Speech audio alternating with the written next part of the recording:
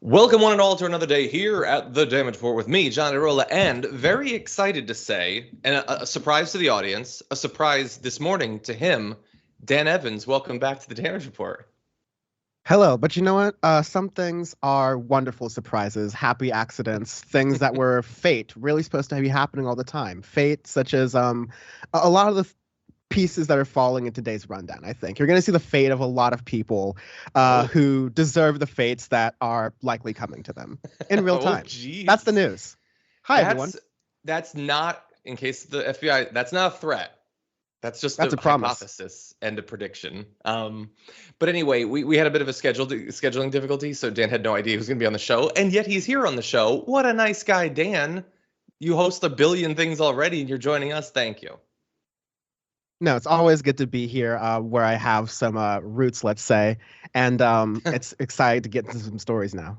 Nice, yes. Oh, and heads up, this is so behind the scenes that it's intended mainly for the producers. I don't know. Do you guys know that Dan was a producer on the Damage Report? He was the first producer on the Damage Report, and now joining us as guest. Inside job. Exactly. It's all coming from inside the studio.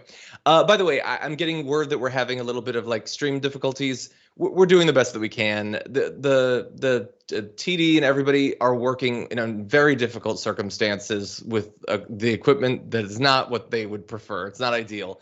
So apologies. Hopefully you can hear us. Hopefully it'll smooth itself out. But everyone is doing literally everything they can. And ideally, fingers crossed, we'll be back in the studio soon. It would be nice if it was today, but unfortunately it's not. So anyway, thank you all for being here. First of all, if you wouldn't mind hitting the like button and sharing the stream, that'd be great for reasons that remain thoroughly algorithmic. But we have a lot that we're going to be talking about today. We're going to start off the show with something fun, mainly just something fun I picked for Dan. I thought that he would enjoy it. And then a really surprising update on the Mar-a-Lago raid story. It may not be too significant, but we'll debate that. It definitely is not what I was expecting would happen. We got Sean Hannity with another own goal. That's going to be fun. Jared Kushner just like folding like an origami under a little bit of pressure from an interviewer. So that's going to be fun. Chick-fil-A, bad news for them. They've been such a great corporation up until this point, but they've made a couple of missteps recently.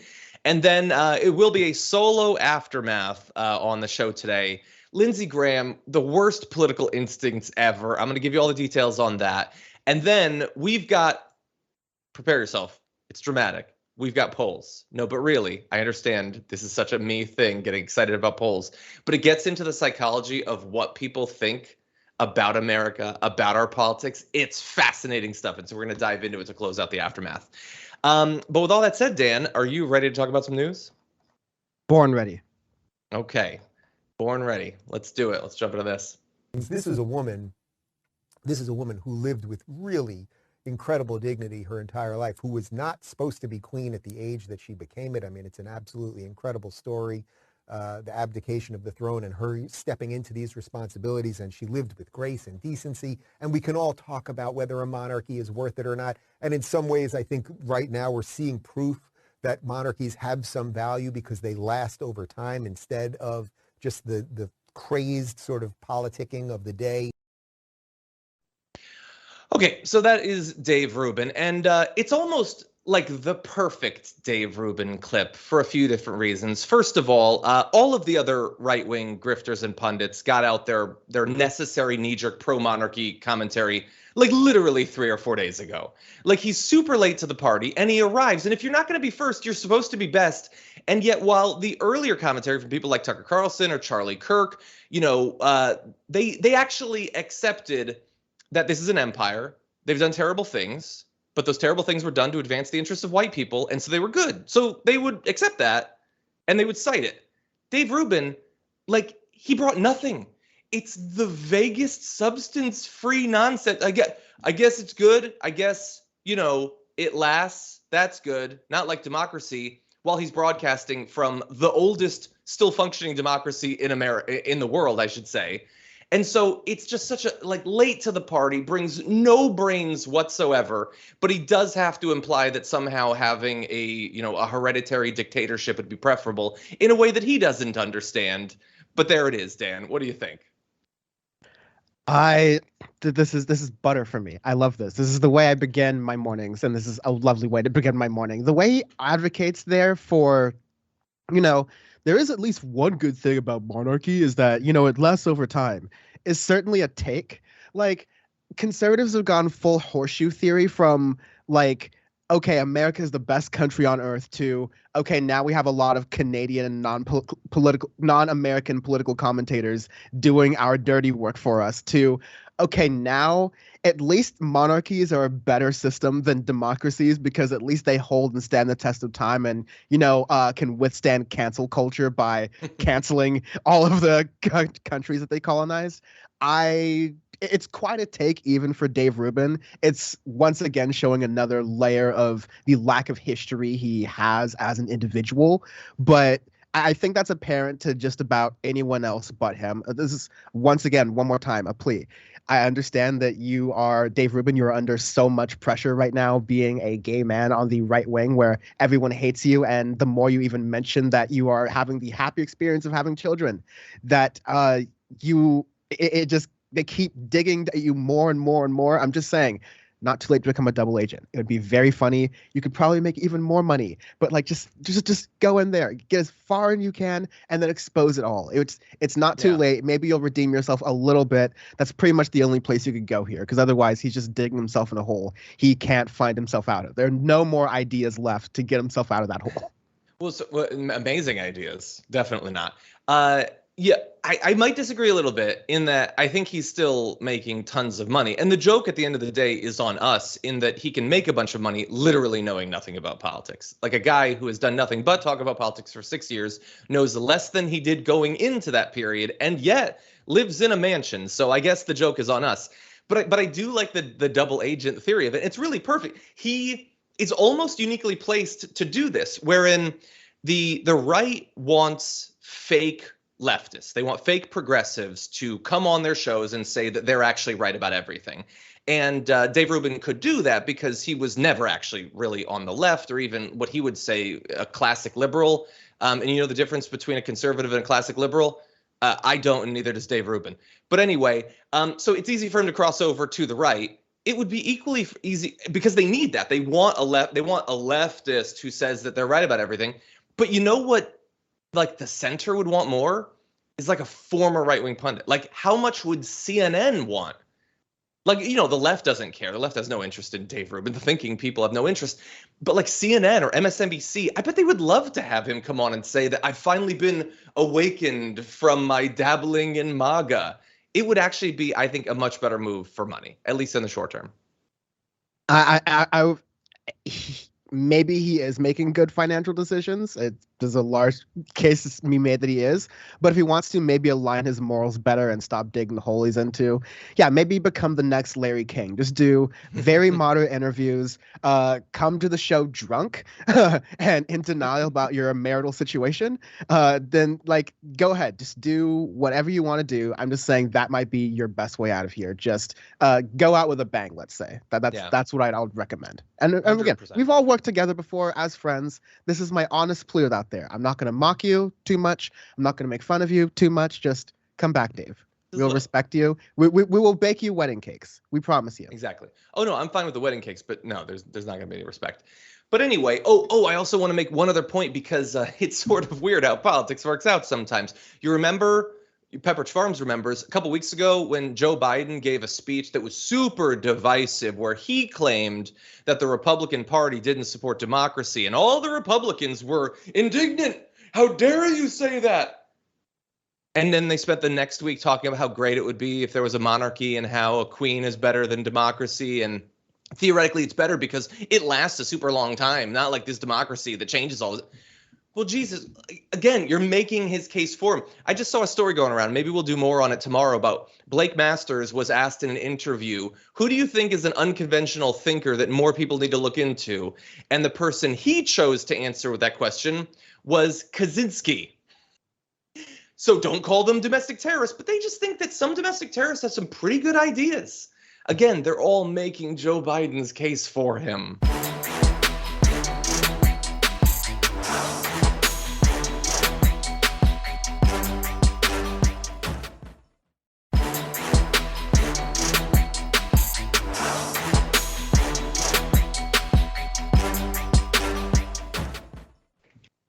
Anyway, with that said, we should get into more important, arguably, news. So let's transition to our B block here.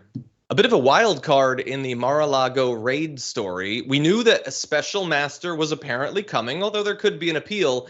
The Trump campaign has put forward their preferred special master. And you know who okayed it? The DOJ. The Justice Department apparently filed court papers just yesterday saying, no, the one Trump picked, we're okay with that. And I find that fascinating. Now, let's dive into it. We can talk a little bit about what we know about this individual and figure out whether this is a good or a bad move on the part of the DOJ. So first of all, this person is not the special master yet. Judge Eileen Cannon will have to approve Raymond Dearie. But bear in mind, Raymond Dearie was chosen by Trump, and Eileen Cannon is just there to do whatever Trump wants. So I assume she'll be okay with it. Anyway, Dearie is a 78-year-old, so young for D.C., still serves as a judge in Brooklyn federal court, albeit on senior status, which means he can take a reduced caseload if he chooses. Hey, respect the hustle. He was the U.S. attorney in Brooklyn back in the 1980s, a time when the office's workload was dominated by the pursuit of mobsters, gang leaders, and financial fraudsters, which topically seems relevant to this. Dearie was nominated to the federal bench by Ronald Reagan, became one of, this is according to the Washington Post, most highly regarded jurists in the Eastern District of New York, previously served on the Foreign Intelligence Surveillance Court, which oversees sensitive national security cases. All of this seems very relevant to the case at hand. That is to say nothing about what his stance on these things is. Having served on the FISA court is one thing. Having a stance that's pro or against like unrestrained government, like executive power, I think is more relevant. I don't know at this point. I did some research. We couldn't find out that much detailed information about him. And so, Dan, I'm curious what you think. The fact that the Trump campaign would choose a guy and the DOJ would give a thumbs up to it, what can we draw from that?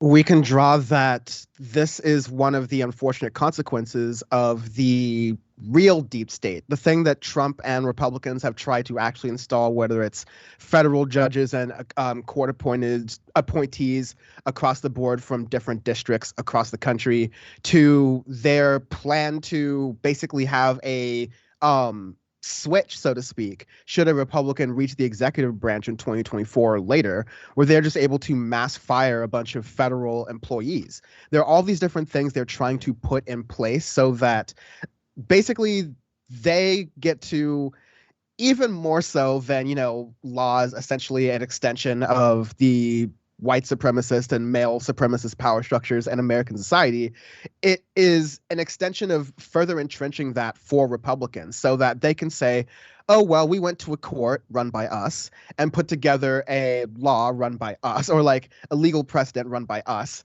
and we are going to approve that because it's in our interest. I mean, you already see this with legislation. You saw that Joe Manchin had lobbyists for the oil and gas industry essentially writing parts of his legislation. So we all know about ALEC, the American Legislative Exchange Council, how they pass ideal legislation or draft legislation onto people who are in Congress. And then the people in Congress are so lazy that they even just leave the letterhead on there as they're trying to pass it underneath closed doors in Congress into different bills that try to make it into law. So we know Republicans operate like this. This just shows that they're going to do whatever they can to avoid accountability. And this is the stuff that we need to be on watch for. I'm glad Joe Biden called it out, but progressives have been talking about this since Trump immediately got in office. Yeah, no, I think it's a great point, and overall great reasons to be suspicious going forward, not just about this, but also obviously be on guard for what a second Trump term would look like.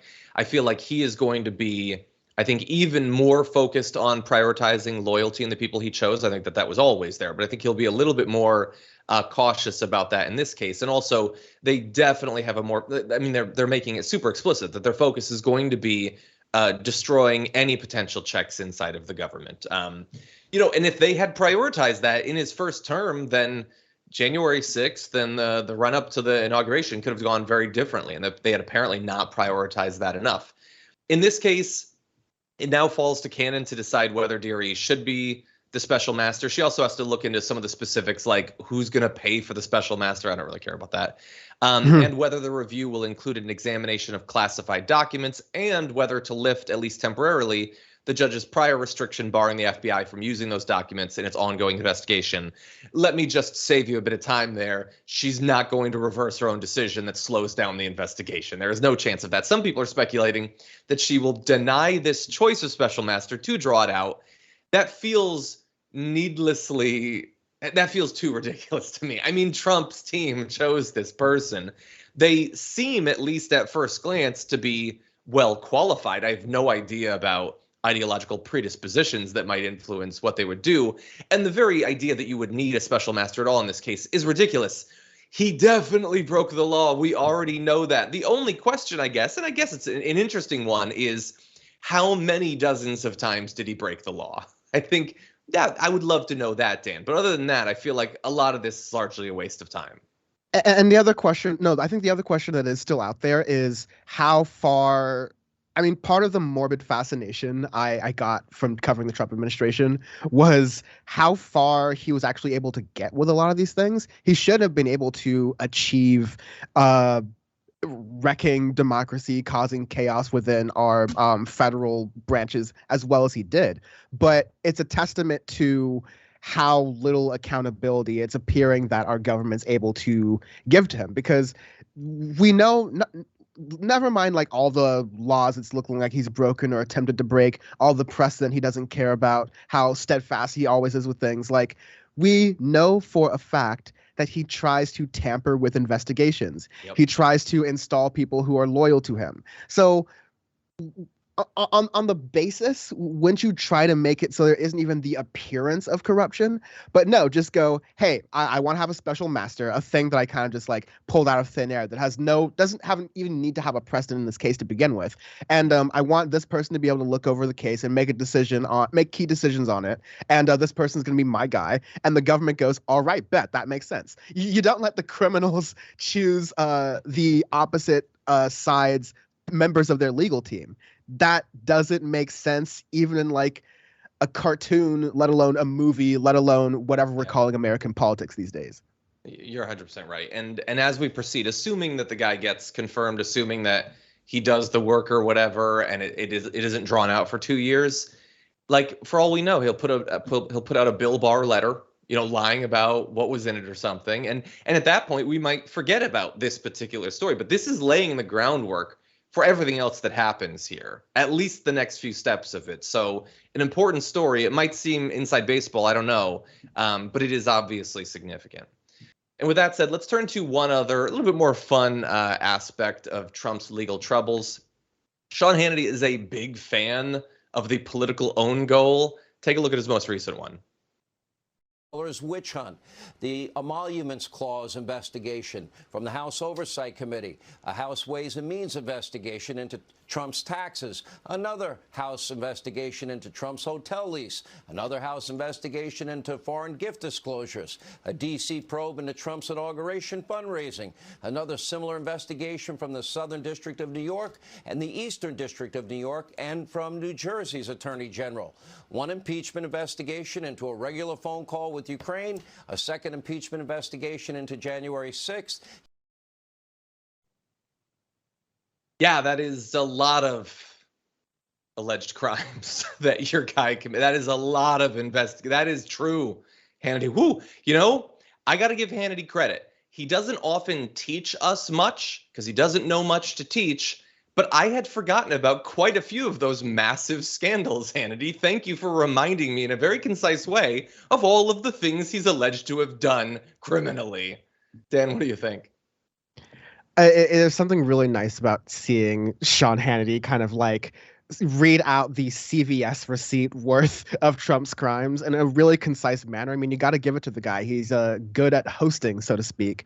But I mean, it's a little bit I think it's one of those moments, Fox is on 24/7. Sometimes when I'm really sick or something like that, I'll just like watch Fox News because I'm at home and I have nothing else to do. And I'm like, oh, what the hey? Let's see how the middle half lives, so to speak. And it's so some of these things just kind of like go over your shoulder. Like you sometimes can get surprised what gets clipped out on social media based on what happens on Fox News, because much like the Trump administration, you can get so much whiplash from all the crazy things going on that you just become numb to the fact that, oh wow, Sean Hannity just like actually admitted or like just said to all the things that any rational person should go, huh, it seems like I should disagree with Trump or should not be with this guy. But all things go to show that, if anything, Sean Hannity's making a risk out there by acknowledging the facts with his audience.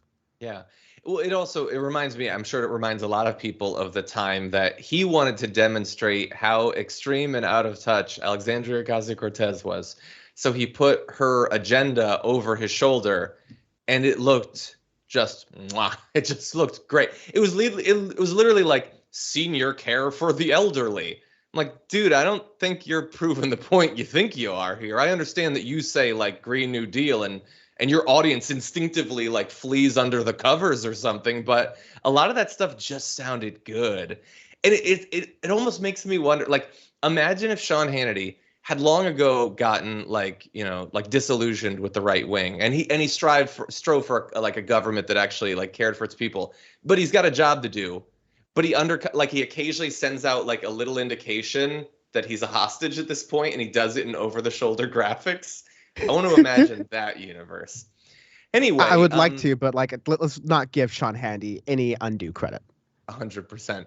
And also, unfortunately, we've got a little bit more work for Hannity to do, because his team just put together all those scandals, and what do you know, a day goes by and he's got to update it, because the Justice Department has subpoenaed more than 30 people in Trump's orbit in the January 6th probe, including, by the way, seizing the phones of some top aides. We know a few of the names: Boris Epstein, Mike Roman. Both of them were involved in the fake electors scheme.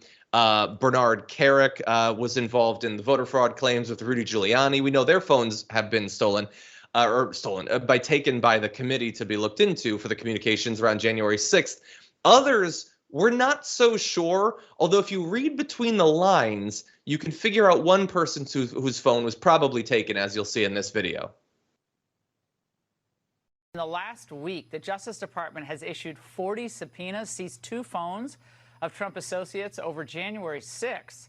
Your response to this less than 2 months before a midterm election? Well, they come after your phone, Steve? That's the point, though, isn't it? I mean, it's already, of course, it's already been, well, it's been publicly reported that I was on the list of subpoenas in the New York Times. Okay. But that's the point, right? When are they doing this? Right before the midterms.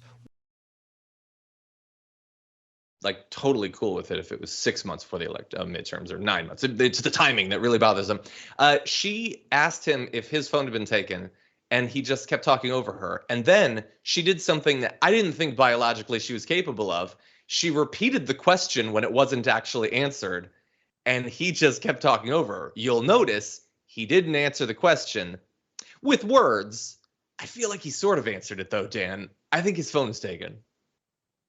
Yeah, and I don't know. I kind of figured a little bit of like discomfort from Laura Ingraham there, because wasn't she and a number of other Fox News hosts like one of those people who were texting top Trump people on January 6th? Like, hey, y'all might want to tap the brakes here. Like I always like to say, when it comes to propagandizing and sending the right wing into the kind of fervor that you saw on January 6th.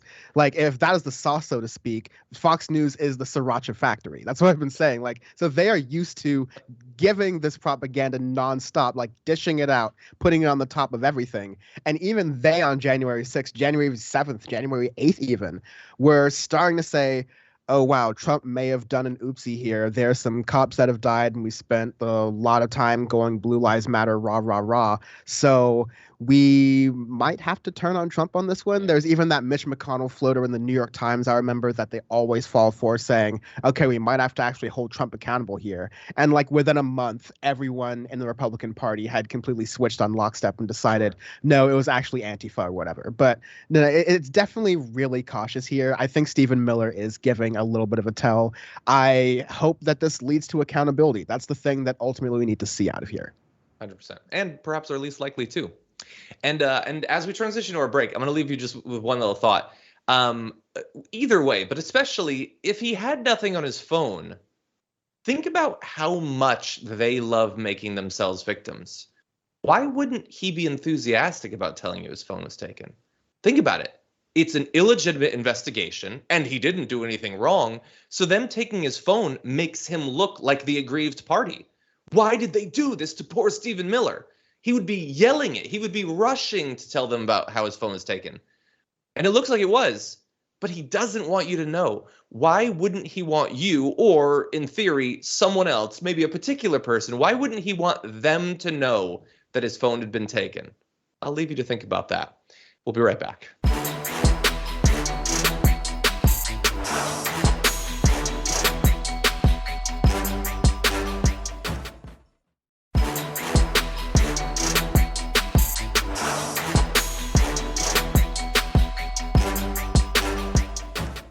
You want to see the power of a follow-up question? Take a look at Jared Kushner absolutely falling apart from mild pressure. Why did the president take home top secret documents? You have to ask him that question. But you know what I will say is, if you look at my book, you'll see that he was under constant attack. But he took top secret documents home, potentially risking the security of the United States. Yeah, I think that it's something that, again, this seems like it's an issue of paperwork that should have been able to be worked out between DOJ and him. I don't know what he took or what he didn't take, but I think right now we're relying on leaks to the media, which is the same thing We've seen the photograph, haven't we, where it says top secret? Yeah, like I said, I've seen a lot of allegations made by the media over my 4 years that turned out not to be true. So I think that this whole thing is actually elevated. So the fact that we've seen photographs that say top secret document, we should wait and see whether or not they were, even though we're being told by the FBI that they were. Yeah, like I said, I go into my book the accusations that were made of Trump. No, if you could answer that question. Yeah, I mean, first of all, he was the president of the United States. He had the highest clearance in the world. So I don't know if like this may be a paperwork issue. This may be, I don't know. Look, I don't know what you want me to, like, I said the paperwork thing, and then I had the thing about, like, they were big meanies to him for a while. Why won't you get off my back, mean woman? Stop asking me about it. Like, maybe it's just a paperwork thing, you know? Like when you rob a bank, it's just a paperwork issue of them wanting the bills back. Maybe that's what it is. You know, we're really just relying on leakers. Yeah, but the documents are right there. Are you asserting that he did not have those documents? I don't know. Maybe it's paperwork. None of this is convincing. And the thing is, I'm not familiar with that broadcaster, but most, if he was being interviewed in America, first of all, they probably wouldn't even ask the question because they wouldn't want to be rude to someone they want continuing access to. But even if they did, he would have done one of his asides to some BS that means nothing, that has nothing to do with the substance of it, and they would have moved on.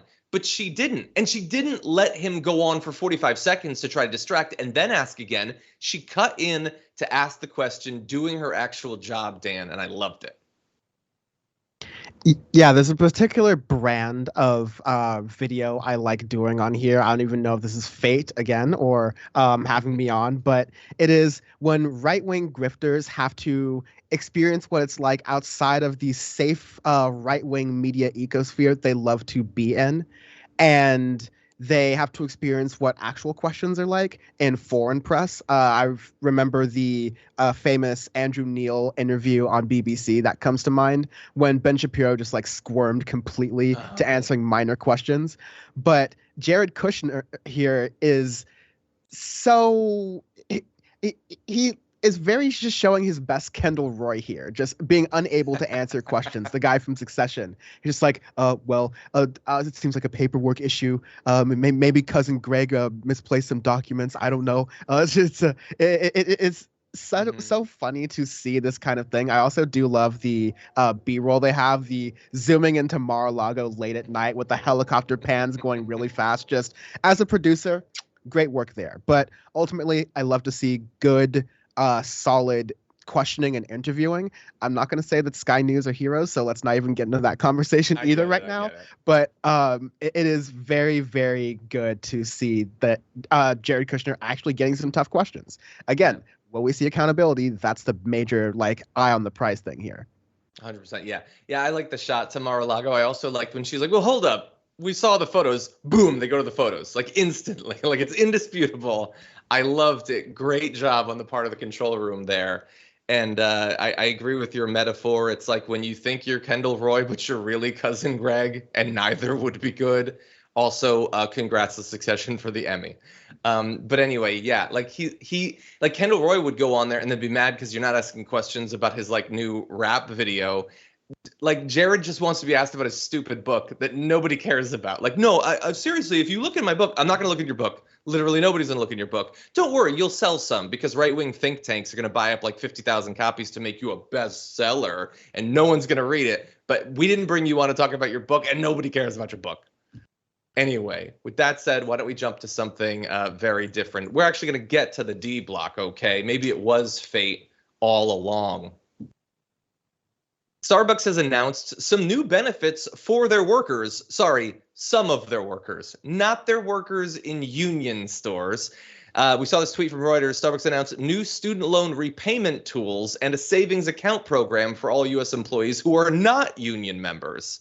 Okay, and this is, of course, happening with the backdrop of many Starbucks stores unionizing. Now, what's awesome about this news is they are giving a benefit to their non-union employees literally like 2 weeks after the NLRB said that they're illegally withholding wages and benefits from union workers. They apparently decided, like, we can do whatever the hell we want. What is the NLRB going to do? We'll double down and give more benefits just to the non-union workers. By the way, like, that's the big issue. But if you actually dive into what these new benefits are, I remain not that enthused about it. The My Starbucks Savings they'll let their workers contribute a portion of after-tax pay on a recurring basis from their paycheck to a personal savings account, and the company will contribute $25 and $50 credits at what they call key saving milestones, up to a total of $250. So to be clear, it's you giving your money from your paycheck to a savings plan, and if you do it enough over a long enough period of time, they'll give you $250. Hold your applause, please. I don't think that's that amazing. And then there's this tool they're giving people to help them manage and optimize student loan repayments. What the hell does that even mean? It's like a web app so you won't forget to send in your payment. How does that actually help with the crushing burden of student loan debt? I see no answers to any of those things. But the bigger issue, obviously, is they are trying to scare workers out of unionizing by implying that if you want these benefits and, hey, maybe future benefits, you damn sure shouldn't unionize their store, Dan. Yeah, I remember maybe Starbucks wasn't the place, but maybe at least competitive coffee shops offer, or at least in the past have offered programs where they will contribute much more than $250 to a barista's tuition, or because they actually believe that, you know, I believe the theory that, a Starbucks job or even any fast food job is just something that you make as an entry-level job. You pass through college. It's so-called unskilled labor. That's a high-level economics term that I think is has very bad connotations, and we need to get rid of that entirely. The reality is in the society that a lot of people find that they are at service jobs like Starbucks for 1 year, 2 years, 5 years, 10 years. And unless we start taxing rich people more, like the CEO of Starbucks or any of those people more, we're going to start having to provide people with better services at the lower levels. That comes from raising the minimum wage. That comes from the situations you have right now where it's really competitive for restaurant employees and employers to attain workers. And so that's actually a good thing. It's really funny that they are offering this petty thing for non-union workers when they used to offer full-on like college tuition, or like at least competitive coffee shops can do that. So not only is it a slap in the face to the unions, it's giving non-union members crumbs to begin with, which is a tried and true tactic of union busting. Exactly. Yeah. When you could, like, we see the direction this is going, and definitely don't make the mistake of thinking that like these successful unionization campaigns are inevitable, even in companies where they have been having a lot of success. Nothing's inevitable, and Starbucks is fighting back as hard as they can. But it definitely looks like that's the direction it's going in. And so if you're a Starbucks, you could spend a bunch of money trying to stop it and making yourself look absolutely terrible along the way. Or what if you actually embraced it?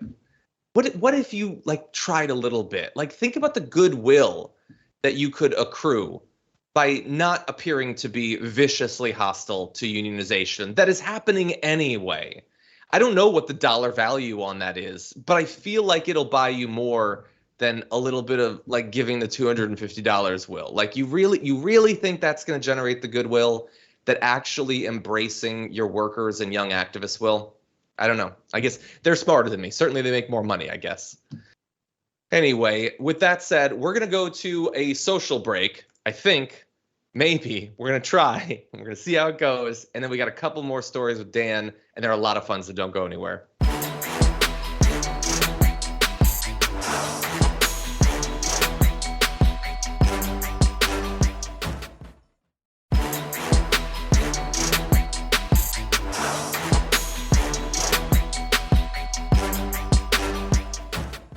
Okay, with that, let's have a little bit of insanity, and then it's going to get even crazier, but we're going to start with this. People not to wear a bra. Hey, you're body shaming.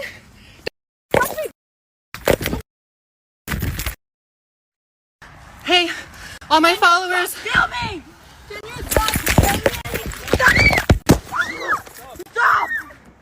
Get her away from me! No, you get away! You guys, I'm being attacked right now, and none of these people.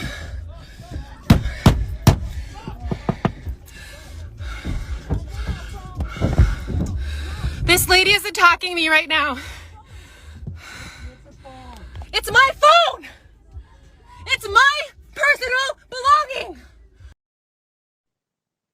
So there's no reason, nothing that justifies a Karen harassing someone, let alone physically assaulting them. But of all of the reasons that don't merit it, being enraged that in a public park, a woman is choosing not to wear a bra seems like the worst possible explanation for that. But that's what you're seeing there. The video that you're seeing is being recorded by an Indigenous Ottawa-based woman. It's now gone viral. Her name's Laura, saying that this attack began because the woman was enraged about her lack of wearing a bra. So much so that she would yell at her, attack her multiple times, and then crawl on the hood of a vehicle. Dan, we've seen a lot of crazy behavior from Karens, but I feel like this one stands out. This is just really scary because, you know, a lot of Karen behavior is just very cringe. It's just like, oh, don't do that. Oh, just, you know, the phone is out. Don't double down. Don't triple down. Don't KFC quadruple down right now. Just please stop. Just don't make the situation worse than it needs to be, please. But they necessarily do that. This is a situation where, unfortunately, it gets dangerous because you're seeing the culture that is pervasive in a lot of societies, not just America's, that's increasingly becoming more puritanical, that's increasingly becoming more, conservative and showing its male-dominated roots, where it's like, oh, you're running in the park and not like wearing a bra. Like that's insulting to me somehow. That's insulting to my kids who are probably not even paying attention. Like the fact that you're now like drawing attention to this person and chasing them down and drawing on the hood of their car, the kid's going to remember that a lot more. And they're going to be like, Mommy, why are you so upset about that? What was it about that woman? What was it about what that woman was wearing that made you jump onto the hood of the car? And now I'm seeing all your videos on the internet. Like now you just did the Barbara Streisand effect on yourself. There's nothing the kid can do but ask, why did this happen? Why did this start? And, there's going to be some interesting answers if this kid continues to go down that rabbit hole of really why she's doing that. 100%. You're kidding. You're going to forget that. I love the idea of the Barbara Streisand effect for Karens. It's totally true. Like, she understands the PR implications of this, by the way. That's why she's trying to get the woman's phone. I got news for you. Stop attacking her and limit the damage in that way. Maybe that's a good idea. Anyway, police were called. They looked into the assaults. There were charges laid against the woman. She was later released from custody on a promise to appear in court. She seems trustworthy to me, so I wouldn't even worry about that. Here's an interesting little last-minute curve to the story, though. I saw a message. I apologize, I can't credit you by name, but I just happened to see a message about the law in Ottawa. Do you know it is legal for women to go fully topless? So again, freaking out about whether a woman chooses to wear a bra or not, even less justified in that particular case. And I will continue to advocate for a policy wherein when you go outside, don't talk to anyone. Just go wherever you're going. When you leave the building you're in, just travel to the next building. Don't interact with anyone. Don't film anyone. Don't give anyone reason to film you. And we can avoid a lot of this needless trouble. One thing being extremely on the internet has taught me is never give your enemies content. 100%. And that is what they're doing. It literally is just making yourself and your awfulness into the story. And it's not, it was weird at the beginning. I don't know, 2019, 2020, when did Karen videos start to be big? It's the idea that years into that, people would still choose to become a Karen. Like, you've seen all those warnings. You got to know that when the situation starts, it's got to be in the back of your mind. But you still choose to go full Karen. I don't understand it.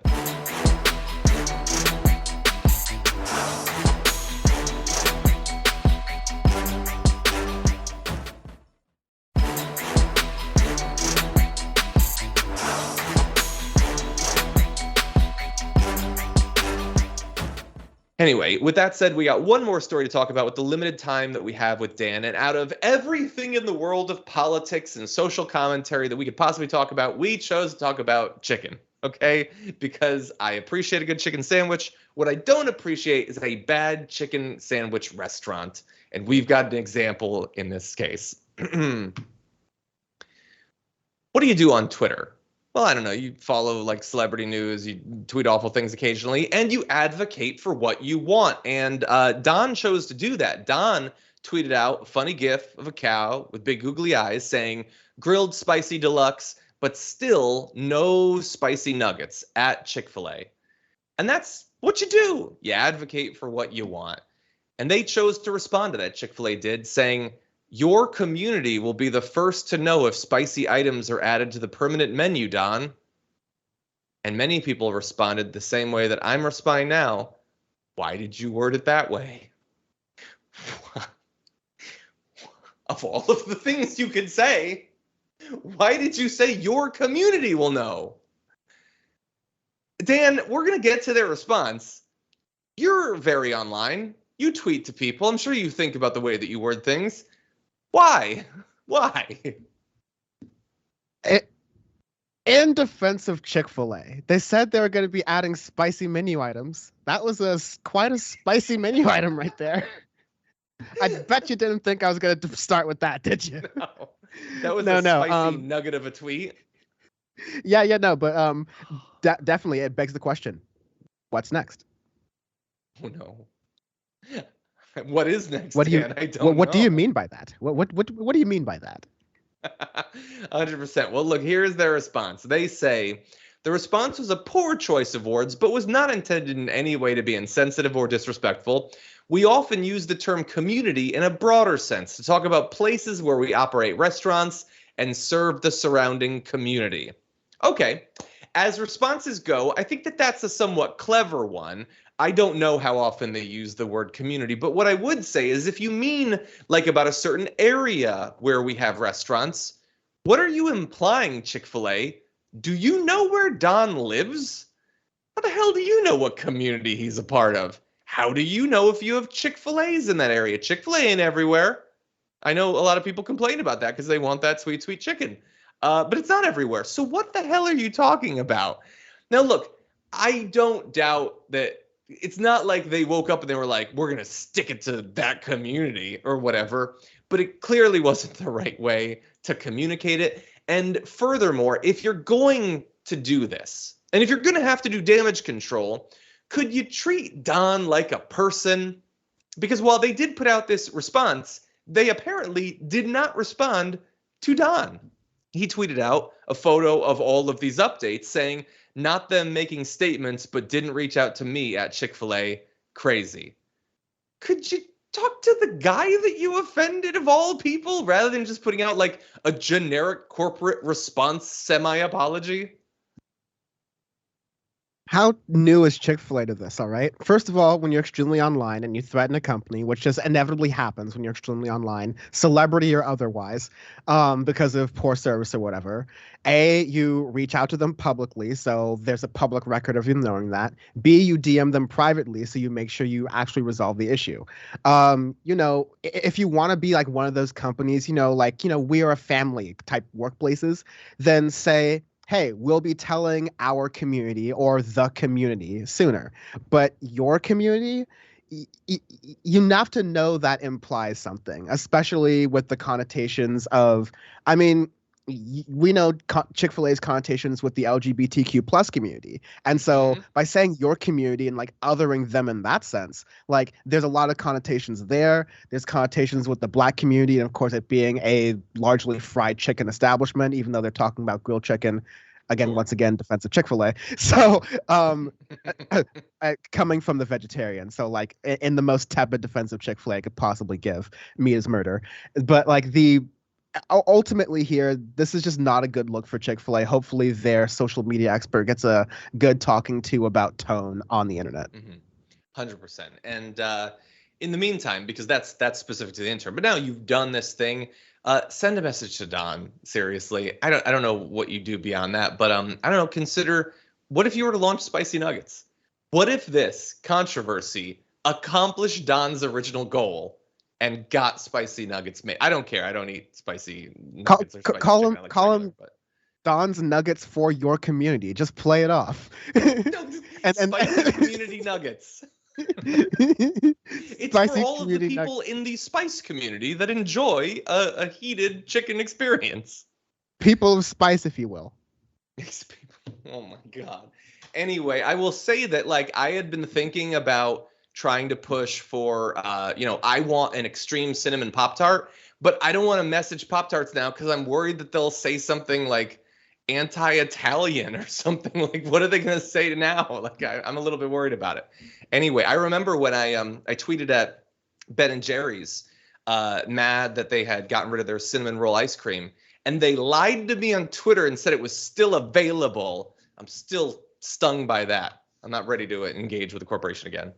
I'm so thankful, John, that I'm finally hearing someone who's likes the non-chocolatey Ben & Jerry's flavors, because I do like the chocolate ones here and there, but I love a good gimme s'more here or there, which is a little bit chocolatey, but it's mostly the cinnamon base. There's like a cinnamon swirl one that's also very good. I don't dabble a lot in ice cream very much just because of like how it makes my stomach feel, but I usually don't go for the super chocolatey ones. They're always super over with the chocolate Ben & Jerry's. I say no, don't just give us vanilla and strawberry shortcake. We are people too. We are people too. Exactly. Yeah, a little bit of peanut butter, a little bit of caramel. That's the direction I want to go in. Anyway, unfortunately, that is all the time we have with Dan. Dan, thank you as always for joining us. It was a pleasure. Bye-bye. Bye-bye. Everyone, check out Dan's work. You got Power Report. When's the next episode of one of your shows coming out that they can go check out? Oh, yeah. Next Power Report, we're streaming Thursday at 9 p.m. Eastern, 6 p.m. Pacific. I might be able to have Yasmin Leah Khan on. And awesome. If not, I'll have one of my, general guests, or I'll just do it myself. A little Glenn Beck style monologue where I'll break out a chalkboard and have like dark lighting and we'll talk about feelings. I like it. Okay, everyone, check that out. That is it for the first hour. The aftermath is coming, and we've got some major stories to jump into, so don't go anywhere. We'll be back after this.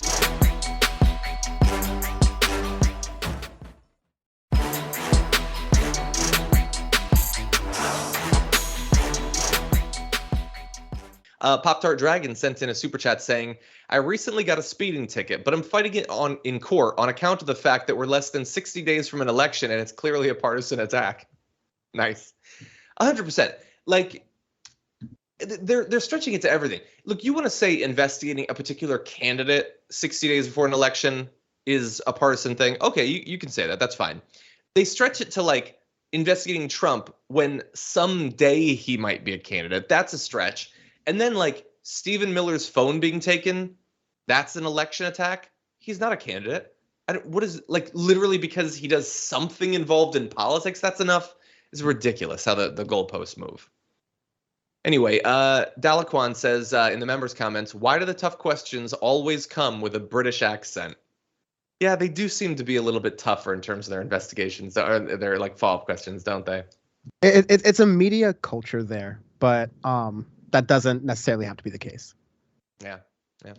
Groove Dragon says, John, tweet to Starbucks with that wonderful commentary. I just might. I'm not worried about angering Starbucks. I don't like their coffee, and I'm not going to drink their Frappuccinos. I have liked some of their egg dishes, and their cake pops were perfectly fine. But other than that, I really have nothing to lose by burning that bridge. I'm more of a coffee bean and tea leaf guy, I guess.